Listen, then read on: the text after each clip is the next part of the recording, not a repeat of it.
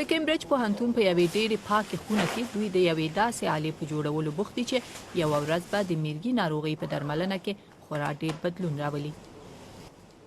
دوی دا جامې له مستۍ نه دي اغوستي. هغه الکترونیکي آله چې دوی یې جوړوي باید په بیخي ډېر پاک ځای کې وي. دا آله په مغزو کې ایښودل کېږي او هر وخت چې د میرګي حمله احساس کړي نو درمل ورلیږي. په مغزو کې د یوې بلې آلې ایښودل عادي خبره نه ده. نو ولې یې مغزه ردوي نه؟ په حقیقت کې دا آله د مغزو حجرو ته بیخي ډېر ورته کار کوي.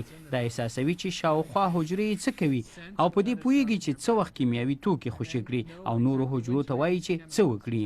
په مغزو کې عصبي حجرې بیخي همداسې کار کوي.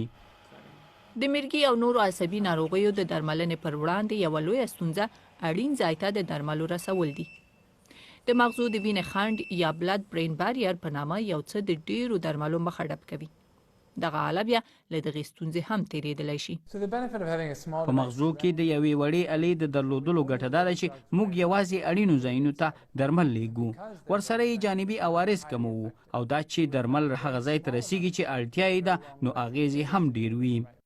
د دغې آلې هغه برخه چې په مغزو کې دننه کیږي دا وړه ستنه ده. د انسان د 2 تاره ویښتو په اندازه پلنه ده. که مایکروسکوپ لاندې یې وګورئ نو دا سره رنګه برخه هغه درمل دي چې د اړتیا پر مهال خوشې کیږي. نو دا څه پوهیږي چې اړتیا ورته لري. کله چې په یو کس د میرګي حمله راتلونکې وي نو د مغزو په الکترونیکي فعالیتونو کې بدلون راځي او د دې آلې سنسرونه یې احساسوي.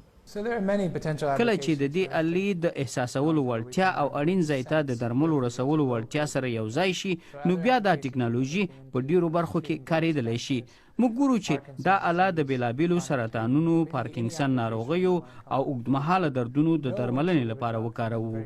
نو په هرې داسې درملنه کې چې تاسو غواړئ درمل اړین او مشخص ځای ته ورسوئ دا ټکنالوژي کارېدلی شي. اوس لا لومړۍ ورځې دي خو تمه کېږي چې په راتلونکو 5 کلونو کې به دا ټکنالوژي په انسانانو کې د آزمایلو جوګه وي.